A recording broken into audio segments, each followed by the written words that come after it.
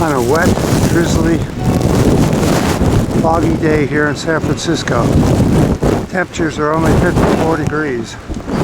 Now, here's the situation in the U.S. They're having a severe heat wave, and it's mostly Alabama, southeast Texas, Florida, and other states are going to have wet bulb temperatures. That means the humidity and the heat are extremely dangerous to be in if you're out in the sun for a very long time. You can actually get very sick from this. So the extreme heat waves are starting, and here in the U.S. they're extreme already, and we haven't even got to the hot time of the year yet. But we're just entering it now. So let's go up and do a video.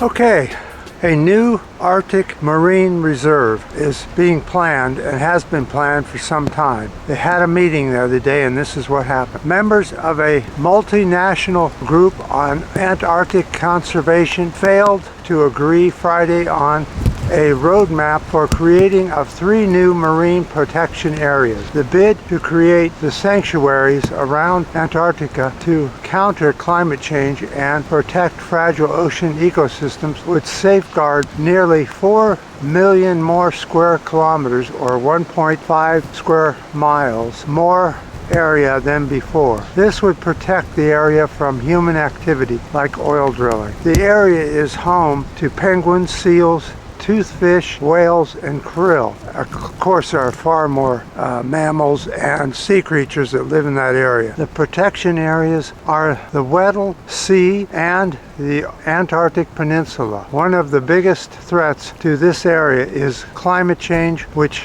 is causing sea ice to decrease significantly. The presence of sea ice is essential to the life cycle of Antarctica. The creation of the marine protection area is important because, above all, it protects the biodiversity by removing the stress of fishing in the area as well. Who are the countries that are against this? Beijing and Moscow, China and Russia have been key in blocking the expansion scheme since it was first floated by Australia, France, and the EU in 2010. Also, the US didn't want it during Trump era. Trump was against it as well. So it looks like another year goes by without another sanctuary in the Antarctic. As the ice disappears, more and more drilling and mining for minerals will occur in the protected areas, the assumed protected areas, and countries will start to fight over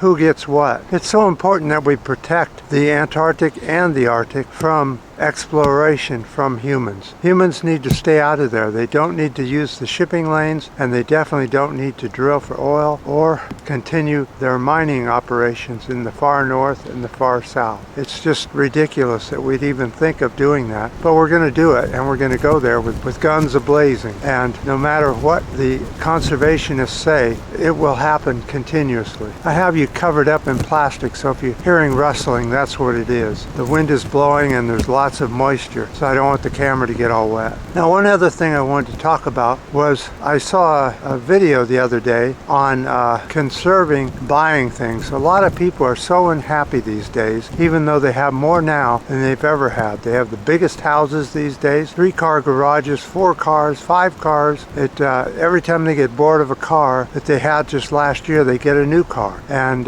they continuously buy new things like clothes. It used to be you'd buy clothes maybe once or twice a year. Now people are buying clothes up to 57 times a year. Every time they wear something, and instead of washing it, they just throw it out and buy new. They keep going to the store, keep going to the big box store, looking for excitement, looking for some happiness, thinking that they're going to get it from going to the big box store or the discount warehouse or wherever they're going to buy ever more and more stuff that they have floating around their gigantic houses. A study was done about where people go in these big houses. It turns out that they only roam in about between 50 and 60% of the house. The rest of it is hardly ever used or never used at all. A lot of these houses have big deck around the house and they very rarely ever get used at all, maybe 2 or 3 times during the summer, and that's about it. Another thing that these huge houses have are giant lawns, great big huge lawns that are completely unnecessary and unused. All they do is continuously need maintenance. Either you pay for a gardener to maintenance it and cut it all the time, or you spend your weekends cutting the lawn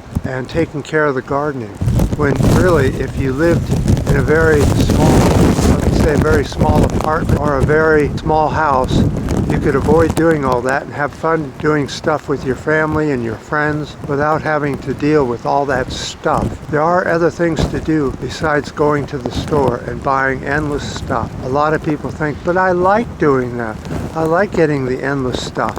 I like looking through it and stuff. Well, that's fine, but the planet does not work well with that scheme. And humans are forever buying clothing that is not cotton, and it's non-recyclable, and it will be around long after you're dead. It may not be in the same shape it is now, but it'll be in bits and pieces all over the planet, and will be adding to the microplastic problems. And when you could just keep wearing the same clothes and wash them every now and then, and you don't need endless changes of clothes. You'll see that I very rarely ever get new clothes. The ones I'm wearing now were given to me several years ago as a gift, and they still work just fine. There's nothing wrong with them. There's no reason I should go and get new clothing and spend hours and hours shopping online or shopping at the big box stores. It just doesn't make any sense to me. Minimalist. That's what I tend to live my life like.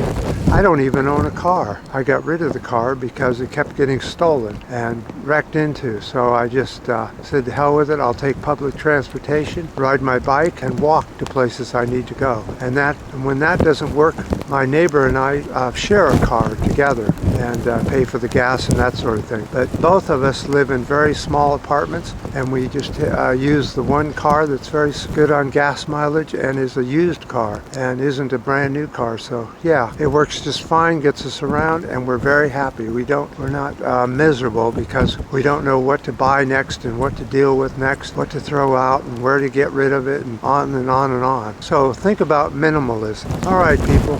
With this nasty weather and all, I'm going to get out of here. I appreciate all your new subscribers, and definitely your comments. I appreciate the comments, and it really helps out with the algorithm on the channel. And until next time.